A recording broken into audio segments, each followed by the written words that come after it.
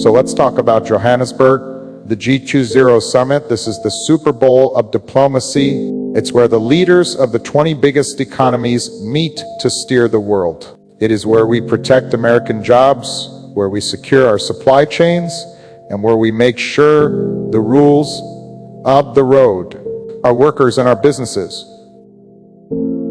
For decades, no American president would dream of missing it. It is simply too important. But today, for the first time in history, the United States is missing in action. President Trump has refused to attend. He has boycotted the summit entirely. And the reason he gave, he cited stories about the persecution of minority populations in South Africa, stories that our own intelligence agencies and diplomats on the ground have not verified in the way he describes. Now, protecting human rights is vital. It is who we are. But you don't protect human rights by staying home and sulking. You go there, you look leaders in the eye, you press them, you do the hard work of diplomacy. Instead, we stayed home, and here is the heartbreaking part. The world moved on without us, while the president sat this one out. The other 19 leaders didn't wait. They went ahead and drafted a declaration. They set the agenda for the global economy without a single American voice in the room. Think about that. Decisions about trade, about energy, about the future of money itself. Decisions that will affect your wallet and your children's future were made today without America having a say. We are seeing something unprecedented. We are seeing an America that is isolating itself, not out of strength, but out of fear and grievance. And while some folks might cheer this as sticking it to the globalists, the reality is much colder. When we step back, others step in. China was there. Russia's representatives were there. Europe was there.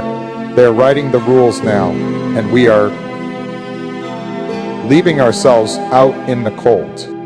This isn't about one man. This is about who we are as a country. Are we the leader of the free world? Or are we an island? Because right now, looking at that empty chair in South Africa, I don't see strength.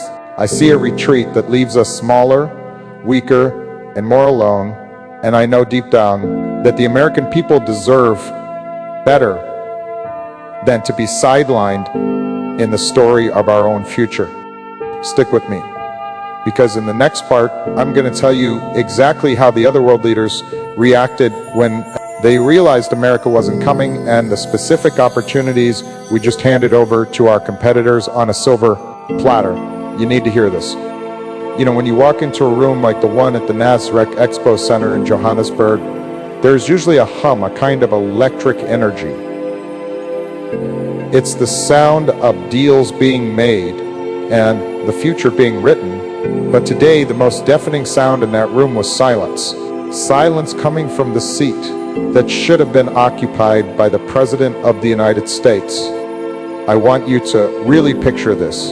You have leaders from 19 of the most powerful countries on earth sitting around a massive circular table.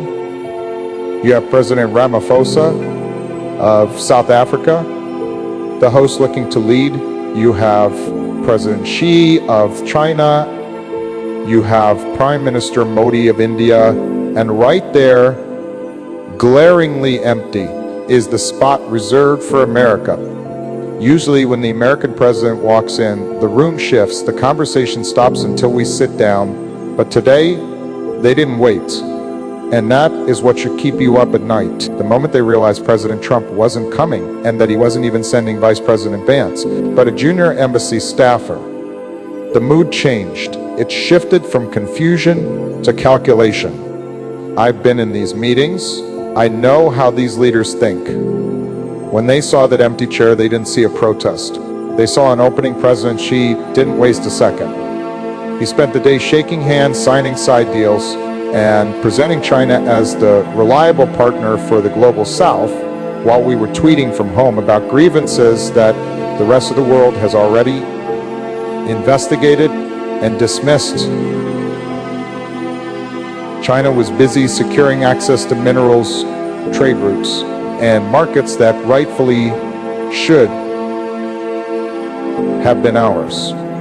And it gets worse.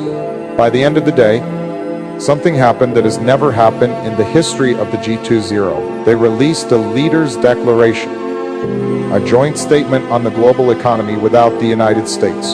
Usually, nothing gets signed unless we agree to it. We have always had the veto power of presence. But because we boycotted, they simply moved on. They wrote the rules for the next year of global trade, climate policy, and debt management without a single American protecting your interests.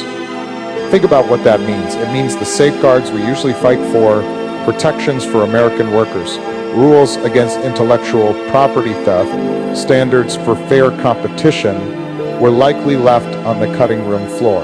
We gave up our voice, we surrendered our leverage, and for what? To make a political point that only isolated us further. We are watching the torch being passed, not because someone took it from us, but because we dropped it. And the scariest part is the world is learning that they can function just fine without us.